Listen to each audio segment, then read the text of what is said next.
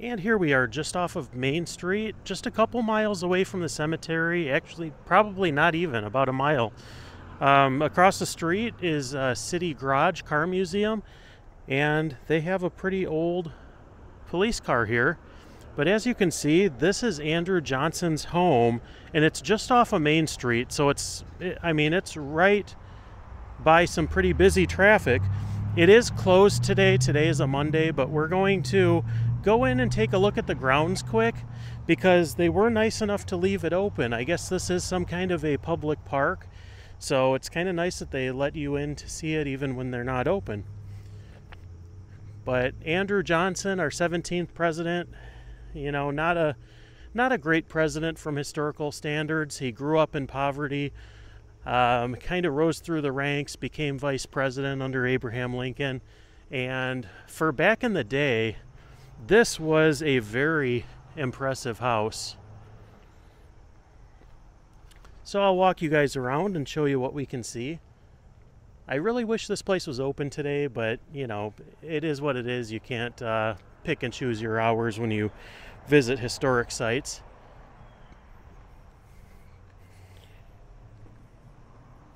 It's kind of interesting to just take a step back in time and see what things look like, and it makes you think of how things would have felt here back in the 1870s. The Homestead grounds.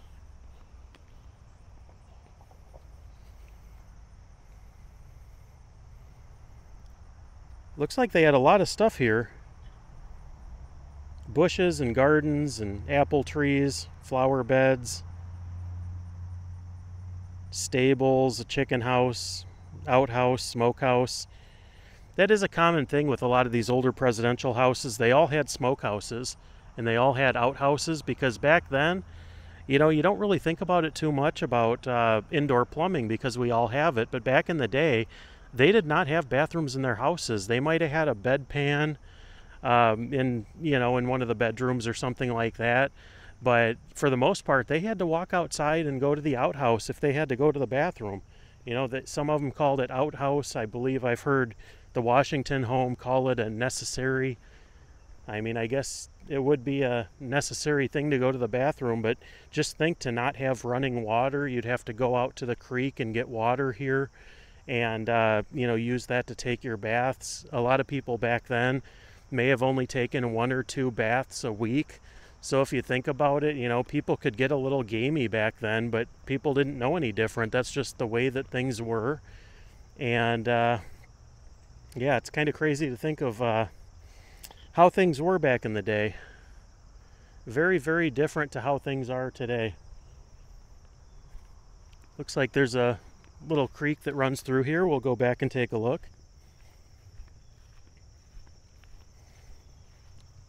As you guys know, I love presidential sites.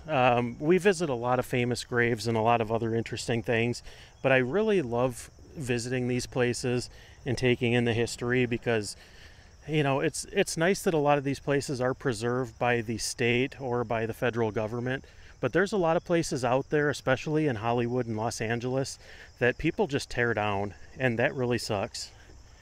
It's a lot of history lost. Now this is beautiful, just running right in the back of President Johnson's home. Nice peaceful creek. Well, we'll wander back up here.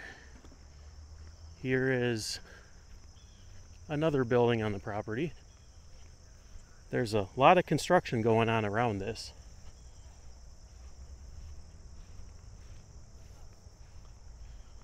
But absolutely fascinating.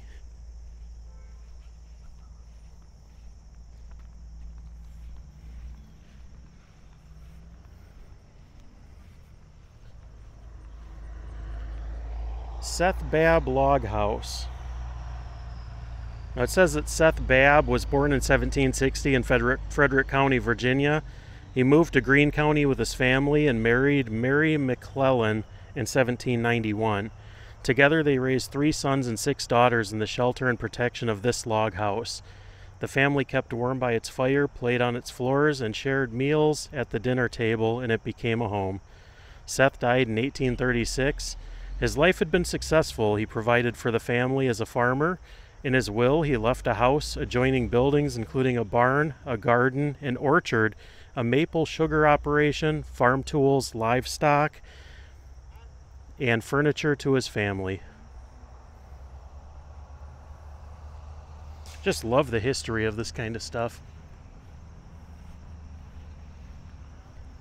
Now, and sometimes you have to wonder, how long is this stuff going to be preserved? I mean, it's part of the park district now, but 300, 400, 500 years from now, is this stuff still going to be in existence? Are the park services still going to be around? What will the world even look like in a few hundred years? Sometimes I'm kind of afraid to see that personally. Here's another shot of the back of the house.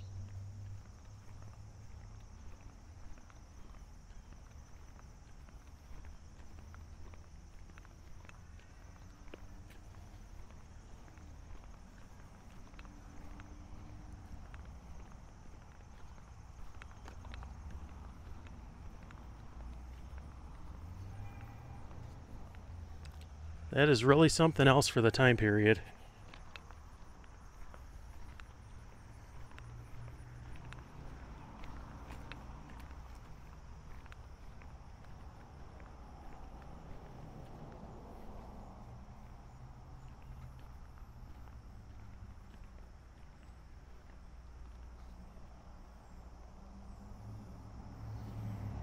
You could probably imagine President Jackson sitting out here.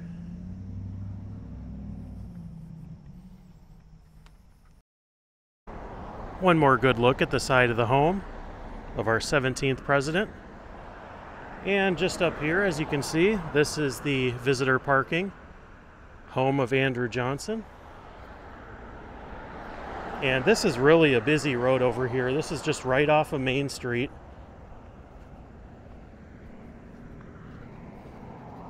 The Andrew Johnson Homestead. I'll show you guys the house while I read this. The Andrew Johnson Homestead was the last home of Andrew Johnson, 17th President of the United States. Congressman Andrew Johnson purchased the house and a half-acre lot from James Brannan in September of 1851. Built directly upon the street in Northern Irish fashion. Sorry about that. The house first consisted of a 2-story front and a 1-story L. In 1868 to 1869, the second story of the L was added in preparation for the retiring president's return to Greeneville. It says it was restored in 1956 and 1957. The homestead appears as it did during the last years of the former president's life. So he spent his final years right here. Very, very cool.